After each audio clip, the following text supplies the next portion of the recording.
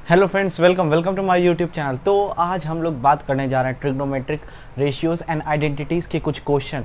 पिछले लेक्चर में हम लोग देखे थे कि फॉर्मूला क्या होता है, ठीक है। तो हम लोग 5-6 फॉर्मूला डिस्कस किए थे। आज उसी के बेस पर हम लोग क्या करते हैं, कुछ क्वेश्चन को बनाते हैं जिससे आपको वो फॉर्मूला कैसे अप्लाई होगा, ठीक है, कहाँ अप्लाई करेगा, कहाँ अप्लाई होगा वो आपको सारा क्लियर हो जाएगा। ठीक, चलिए तो देखते हैं। तो जैसे क्वेश्चन नंबर 1 लेते हैं, द वैल्यू ऑफ दिस। आपको इसका वैल्यू निकालना है, ठीक है। तो देखो, हालांकि एग्जाम में आपको ऑप्शन भी दिया हुआ रहेगा। तो चलिए, 10x plus 2 2x plus 4 4x plus 8 cot x। तो देखो अब इसका सॉल्यूशन। तो हम सबसे पहले क्या करेंगे, ध्यान से सुनो। अच्छा, ये जो क्वेश्चन बनेगा ये इस फॉर्मूला पर बनेगा, ठीक है। cot x minus 10x is equal to 2 cot 2x, ठीक है। बहुत लोग इस फॉर्मूला को ऐसे भी याद रखते हैं, cot x minus 2 cot 2x is equal to 10x, ठीक। तो बहुत लोग ऐसे भी याद रखते हैं। तो हमको फिलहाल यहाँ पर ये यूज़ होने वाला है। तो हम क्या करेंगे, ध्यान से सुनो। इस क्वेश्चन में हम अपने से क्या क्या करेंगे, इस क्वेश्चन में cot x को ऐड करेंगे और cot x को सब्ट्रैक्ट करेंगे। ऐसे भी अगर दोनों को देखो वैल्यू तो ख़त्म ही आ जाएगा। और क्या करेंगे, इसके आगे में ये सारा चीज़ हमको लिख देना है। 10x plus 2 tan 2x plus 4 tan 4x plus 8 cot 8x, ठीक। तो क्या होगा कि ये दोनों तो कैंसिल ही हो जाएगा, ऐसे आप आराम से ऐड सब्ट्रैक्ट कर सकते हो। अब ध्यान दो, यहाँ से मेन सॉल्यूशन स्टार्ट होता है। अगर आप स्टार्टिंग में पकड़ लिए, ये वाला स्टेप ही इसका मेन है, ये वाला स्टेप, ठीक है, कि आपको cot x और cot x ऐड और सब्ट्रैक्ट करना। क्योंकि अभी पहली बार आपके सामने ऐसा क्वेश्चन आया होगा तो आप पकड़ नहीं सकेंगे, लेकिन जब इसी क्वेश्चन को 1-2 बार आप बना लीजिएगा फिर आपको क्लियर हो जाएगा, ठीक है। और ऐसा क्वेश्चन आपको बहुत सारा मिलेगा, तो परेशान नहीं होना है कि क्या कर दिए, नहीं। तो माइनस कॉमन ले लेंगे। इससे माइनस कॉमन लेने पर क्या होगा, जो प्लस वाला वो माइनस हो जाएगा और जो माइनस वाला था वो क्या हो जाएगा, तुम्हारा प्लस वाला हो जाएगा, ठीक। यहाँ तो ये माइनस था इसीलिए प्लस, और ये माइनस, ये प्लस था इसीलिए माइनस हो गया। बाकी सबको आप वैसे ही लिख दीजिए। तो यहाँ पर क्या लिखा जाएगा, 2 tan 2x प्लस ये जो था आपका लिखा जाएगा, जो भी है। फिर उसी तरह आप ध्यान से देखोगे, अगर इसको cot x माइनस 10x, इसका फॉर्मूला क्या होता है, 2 cot 2x। तो यहाँ पर हम लोग रख देंगे 2 cot 2x, 2 cot 2x, बिल्कुल रख देंगे। और फिर क्या हो जाएगा, ये वाला लिखा जाएगा, प्लस 2 tan 2x और प्लस 4 tan 4x। इसी तरह एक और जो बचा हुआ उसको भी लिख ही देते हैं, cot 8x, क्योंकि इसका फॉर्मूला होता था बस इसको यहाँ पर लिख दिए। अब देखो अब क्या होगा, अब ये बन गया अब तुम्हारा। यहाँ से देखो, इस दोनों से +2 और माइनस कॉमन ले लो। क्या कॉमन है, 2 कॉमन ले लो, और यानी कि सिंपली -2 कॉमन ले लो। -2 कॉमन लेने पर क्या होगा, ये cot 2x हो जाएगा और ये हो जाएगा माइनस tan 2x, होगा ना, बिल्कुल होगा। सिर्फ 2 ही तो कॉमन नहीं है माइनस के साथ, और ये वाला जो तुम्हारा बचा हुआ ये वैसे लिखा जाएगा, ठीक। cot x minus 2। अब देखो यहाँ cot 2x minus tan 2x का क्या फॉर्मूला था। अभी देखो यहाँ पर सिंगल एंगल था तो यहाँ पर डबल एंगल हो गया, ठीक है। और अगर यहाँ पर डबल एंगल होगा तो और एंगल और डबल हो जाएगा, यानी कि ये क्या हो जाएगा, 2 cot 4x, बिल्कुल हो जाएगा, है कि नहीं। क्योंकि अगर यहाँ 2 2 कर दोगे तो यहाँ भी 2 से डबल हो जाएगा, ठीक। ब्रैकेट हटा दो, ठीक है। अच्छा, ब्रैकेट रहने दो, फिर बच जाएगा क्या, plus 4 tan 4x plus 8 cot 8x, ये वैसे ही लिखा जाएगा। फिर अब देखते हैं next step, cot x minus, इसको इससे मल्टीप्लाई करेंगे, 2 2 4 cot 4x plus 4 tan 4x, ये भी तुम्हारा अगेन वैसे ही लिखा जाएगा, ये जो है 8 cot x, ठीक है। बार बार नहीं लिख रहे हैं क्योंकि टाइम कंज्यूमिंग है। अब देखो अगेन, देखो यहाँ -4 कॉमन है, तो -4 क्या करो, तुम कॉमन ले लो, बच जाएगा क्या, cot 4x minus tan 4x, क्या बच जाएगा कॉट 4x, क्योंकि माइनस कॉमन लेनी है तो प्लस वाला माइनस में हो गया, 4 भी कॉमन आ गया। अब जो बच जाएगा, क्या बच जाएगा, अच्छा 4x तो ले लिए, बच गया क्या यहाँ 8 कॉट 8x, ठीक है। अब देखो कॉट x माइनस 4, तो अब यहाँ cot 4x minus ten 4x, इसका फॉर्मूला क्या हो जाएगा, तो देखो ध्यान से इस फॉर्मूला को देखना। अब यहाँ 4 है तो एंगल जो होगा, यहाँ तो x था तो डबल हो गया, 4 है तो 4 का भी डबल कर दो, 4 2 जा 8, यानी कि यहाँ क्या हो जाएगा 2 कॉट 8x, ठीक है। और यहाँ क्या हो जाएगा प्लस 8 कॉट 8x, ये जो है वैसे ही उतर जाएगा, और तो कोई टर्म है नहीं उधर।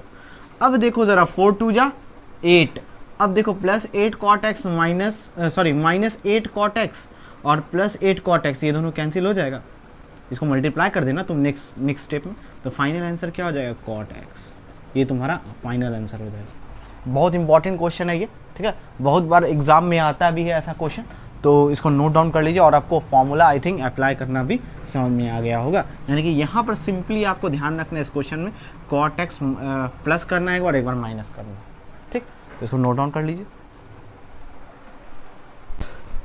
तो देखते हैं हम लोग क्वेश्चन नंबर 2 क्या दिया हुआ है, द वैल्यू ऑफ दिस, आपको इसका वैल्यू निकालना है। तो देखो सबसे पहले आपको यहाँ किस फॉर्मूला को यूज़ करना है पहले हम लोग उसको समझते हैं। तो देखो हम लोग जो ये फॉर्मूला पढ़े थे, ठीक है, कौन सा फॉर्मूला, कॉस एल्फा, ठीक है, plus cos alpha plus beta plus cos alpha plus 2 beta, ठीक है, प्लस अप टू क्या था, बोलो मेरे साथ, cos alpha plus n minus 1 beta by 2, ठीक है, ये था। इसका फॉर्मूला क्या होता था, इसका जो फॉर्मूला होता था वो क्या होता था, कॉस एल्फा प्लस, अच्छा सॉरी यहाँ n बाई 2 नहीं होता था, एक मिनट, ठीक है, क्या होता था, cos alpha plus n minus 1 beta by 2 into sine n beta, ठीक है, sine n beta by 2 by sine beta by 2, ठीक है, ये फॉर्मूला होता था। तो अब हम लोग क्या करेंगे, इसी फॉर्मूला को हम लोग इस क्वेश्चन में अप्लाई करके देखेंगे, ठीक। तो चलो देखते हैं कैसे अप्लाई होगा, ठीक। तो अब देखो जरा इसको इस फॉर्मूला को जो है इस पर सेट करने का कोशिश करो, ठीक। तो देखो ये हो गया कॉस एल्फा, क्या हो गया कॉस एल्फा, ठीक है। अब देखो कॉस क्या आना चाहिए यहाँ पर, अल्फा प्लस बीटा, तो इसको कैसे अरेंज करें, जो देखो ये तुमको हिंट दे रहा है कि यहाँ ये अल्फा है, क्या है ये अल्फा है, ये तुमको हिंट दे रहा है, ठीक है। तो देखो अल्फा यहाँ पर ये है, तो अल्फा देखो यहाँ पर तो यही अल्फा होगा पाई बाई 11, अब यहाँ पर जो आएगा वो बीटा आएगा, तो बीटा क्या हो सकता है, तो ध्यान से देखो तुमको लाना है 3 पाई बाई 11, यहाँ है पाई बाई 11, तो सिंपल 2 पाई बाई 11 जोड़ दो, ठीक है, 2 पाई बाई 11 जोड़ दो, तो 2 पाई बाई 11 सॉरी ये 2 पाई बाई 11 है, ठीक है, तो क्योंकि pi by 11 plus 2 pi by 11 3 pi by 11 होगा, सिंपल है। तो अब तुमको यहाँ से पता चल गया ये भी अल्फा है और ये बीटा है, यानी कि अल्फा बीटा दोनों का वैल्यू पता चल गया, ठीक है। अब देख लो थोड़ा सा और आगे चलते हैं, थोड़ा सा और इसको अरेंज कर देते हैं, लेकिन जब तुम माहिर हो जाना तो इतना अरेंज करने का ज़रूरत नहीं है तुमको, ठीक है, बस यहीं तक अरेंज करना हो जाएगा। फिर क्या है कॉस एल्फा प्लस 2 बीटा, ठीक है, 2 बीटा, तो 2 इंटू बीटा कौन है, बीटा यहाँ ध्यान दो, अब तुम्हारा अपने आप वैल्यू सेट होते जाएगा 2 पाई बाई 11, देखो ना भाई 2 दूनी 4 और 4 pi by 11 plus pi by 11 हो गया 5 पाई बाई 11, तुम पाई बाई 11 को एक यूनिट मान लो वो ए है, तो 2 दूनी 4 4a प्लस a 5a, ठीक है। तो थोड़ा सा ऐसा खेल खेलना पड़ता है मैथ के साथ, वो ज़रूरी है, ठीक। अब क्या करेंगे, बचाइए इसको भी तुम अगर सेट करके देखो तो कॉस पाई बाई 11 प्लस, अब यहाँ हो जाएगा क्या 3 बीटा, बीटा क्या है 3 इंटू बीटा क्या है 2 पाई बाई 11, तो इसी करके इसी तरह करते हुए अपना तुम्हारा चलते जाए, ठीक है। लास्ट कहाँ तक है, ये पांचवा टर्म तक है, 1 2 3 4 5, ठीक है। इसी की तरह एक टर्म और होगा तो उसको तुम लोग खुद से लिख लो। तो लेकिन देखो ये तुमको क्या हिंट दे रहा है, ये यहाँ से ये हिंट दे रहा है कि अल्फ़ा जो है वो तुम्हारा π/11 है, क्या है, π/11 है, और बीटा जो है वो तुम्हारा 2π/11 है, क्या है, 2π/11 है कि नहीं। देख लो यहाँ पर 2π/11, यहाँ पर भी 2π। तो अल्फ़ा पता चल गया, बीटा पता चल गया, फॉर्मूला में रखने के लिए एक चीज़ नहीं पता चला, एन क्या है, नंबर ऑफ टर्म्स, एन क्या है, नंबर ऑफ टर्म्स। तो इसमें ज़रा देखो कितना नंबर ऑफ टर्म्स है, 1 2 3 4 5, तो यहाँ पर n का वैल्यू क्या हो जाएगा, 5 हो जाएगा, ठीक है। बस अब सारा चीज़ पता चल गया, अब इस फॉर्मूला में रख दो। तो बोलो क्या है फॉर्मूला, कॉस अल्फ़ा, अल्फ़ा क्या है, π/11 प्लस n-1, यानी कि n यहाँ क्या है 5, 5 - 1 यानी कि 4, ठीक है। चलो 5 ही लिखते हैं तुम्हारे लिए थोड़ा सा। बीटा, बीटा का वैल्यू क्या है, 2π/11, ठीक है। तो यहाँ पर ये वाला टर्म लिखा गया। अब क्या होगा, अब लिखा गया साइन n β/2। तो n का वैल्यू क्या है 5, बीटा का वैल्यू क्या है 2π/11। अच्छा 2 देखो यही नीचे में लिखा जाएगा ना, बिल्कुल, क्योंकि 2 तो यही तो नीचे है, ठीक है, कंफ्यूज मत होना, सिर्फ कैलकुलेशन है। अब आई थिंक कि तुम लोगों का कैलकुलेशन अच्छा ही होगा, यहाँ तक पहुँचे हो तो थोड़ा सा कैलकुलेशन तो ठीक ही होगा। हाँ अब क्या बच गया, साइन β/2। तो साइन बीटा, बीटा का वैल्यू क्या है 2π/11, और 2 क्या नीचे में है तो इंटू 2 कर दो। अब बस इसको सॉल्व करना है। तो चलो देखो, यहाँ से 2 से 2 कैंसिल हो जाएगा, ठीक है, यहाँ से 2 और 2 कैंसिल हो जाएगा, यहाँ से भी 2 और 2 कैंसिल हो जाएगा। तो क्या हो जाएगा, कॉस π/11 प्लस 5 - 1 4, ठीक है, यानी कि 4π/11, ठीक है, और यहाँ क्या हो जाएगा, साइन 5π/11, ठीक है, और यहाँ नीचे क्या हो जाएगा तुम्हारा, साइन π/11, साइन π/11। अच्छा देखो कॉस ये तुम्हारा क्या हो जाएगा, π/11 प्लस 4π/11, यानी कि कॉस 5π/11। देखो हम यहाँ पर लिख देते हैं, यहाँ पर लिखते हैं, ठीक। तो cos 5π/11 into sine 5π/11 by sine π/11। अब देखो जरा ध्यान से देखो, यहाँ 2 से मल्टीप्लाई डिवाइड कर सकते हैं, बिल्कुल कर सकते हैं। देखो ध्यान से, 2 से ऊपर मल्टीप्लाई किए,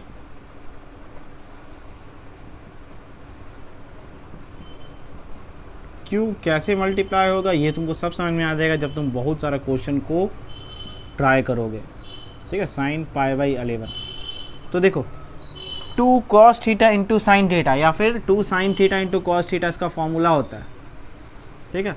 इसका फॉर्मूला होता है sin 2 थीटा, क्या होता है, sin 2 थीटा। तो 2 से गुना 2 से भाग किए तो इसका फॉर्मूला क्या हो जाएगा, sin 2 थीटा, यानी कि जितना थीटा, थीटा यहाँ क्या था 5π/11, इसको 2 से मल्टीप्लाई कर दो तो क्या हो जाएगा 10π/11, ठीक है। और नीचे क्या बच जाएगा, 2 इंटू साइन π/11। अब देखो क्या, देखो इसको हम लोग कैसे लिख सकते हैं, तो ध्यान से देखो, साइन किसको लिखना है 10π/11, ठीक है। तो क्या हम इसको 10π/11 को ऐसा लिख सकते हैं, साइन 10π/11 यानी कि पाई माइनस π/11। अरे भैया देखो ना, ये 11 पाई माइनस पाई क्या हो जाएगा 10 पाई हो जाएगा, ठीक। तो यहाँ पर हो जाएगा 10π/11, यानी कि इसको हम बिल्कुल ऐसा लिख सकते हैं, ठीक, यानी कि साइन 10π/11। अब जरा देखो थोड़ा सा इसको हम मिटाते हैं, साइन 180 माइनस थीटा क्या होता है, साइन थीटा होता है, तो साइन π/11 इसको नोट कर लो, यानी कि यही चीज़ तुम्हारा क्या है, साइन π/11 है, क्या है, साइन π/11, और नीचे क्या है 2 इंटू साइन π/11। यहाँ से दोनों क्या हो जाएगा, कैंसिल आउट हो जाएगा, और वैल्यू क्या बच जाएगा 1/2। तो कौन सा ऑप्शन तुम्हारा करेक्ट हो जाएगा, तो option C is the correct answer. इसको नोट डाउन कर लो, और थोड़ा सा अगर कहीं पे नहीं समझ में आया तो आप उसको रिवाइंड करके देखिए, वीडियो आपको क्लियर हो जाएगा, ठीक। बहुत अच्छा क्वेश्चन है, एग्जाम में आने का बहुत ज़्यादा पॉसिबिलिटी, ठीक है।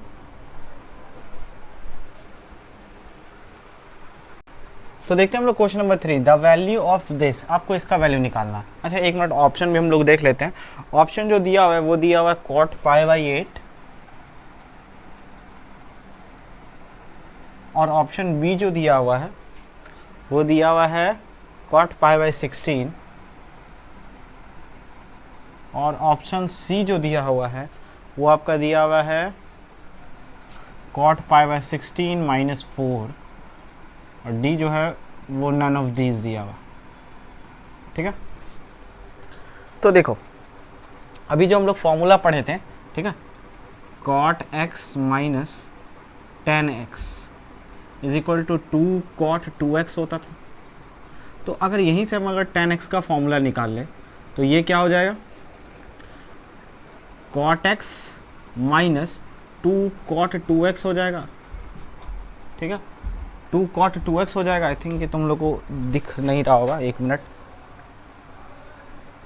हाँ, तो ये फॉर्मूला हो जाएगा। तो देखो यहाँ 10x है तो 10x को हम बिल्कुल ऐसा लिख सकते हैं, यानी कि क्या लिख सकते हैं, cot x, ध्यान से देखो इसको यहाँ पर हम बिल्कुल लिख सकते हैं cot x, x मतलब π/16, cot x minus 2 cot 2x, तो 2x, x का वैल्यू क्या है π/16, यानी कि इसको जो है हम लोग सिर्फ इस टर्म को इतना में ब्रेक कर दिए।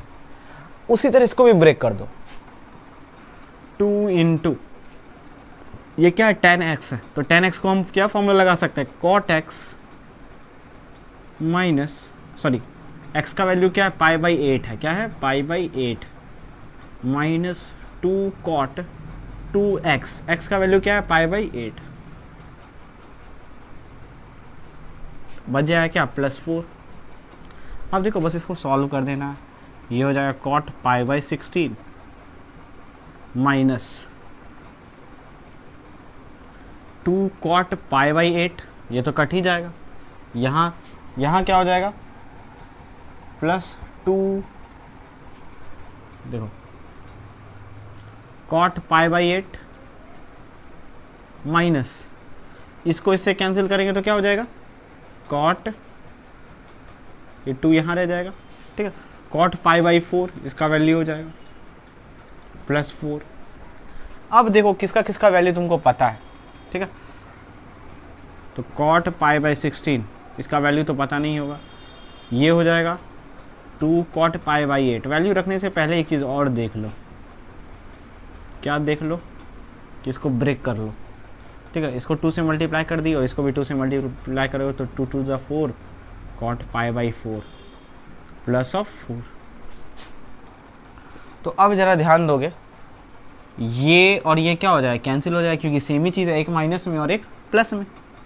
यहाँ बच जाएगा cot π/16 माइनस, यहाँ cot π/4 का वैल्यू क्या होता है 1, तो -4 हो जाएगा और +4 हो जाएगा, यानी कि ये कैंसिल हो जाएगा। Final answer cot π/16 is the final answer. तो इसको नोट डाउन कर लो, option B is the correct answer हो जाएगा।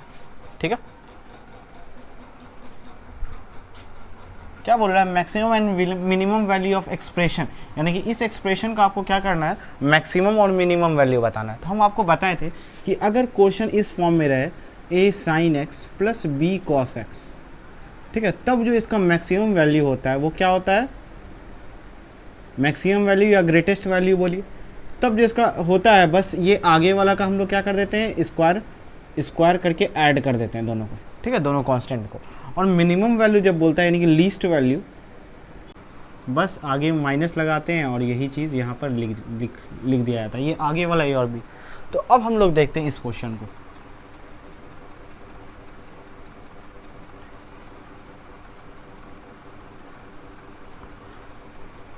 तो देखो क्या हम इसको ऐसा लिख सकते हैं,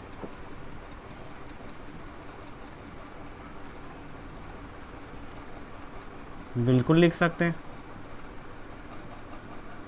और देखो 2 sin x into cos x का फॉर्मूला होता है,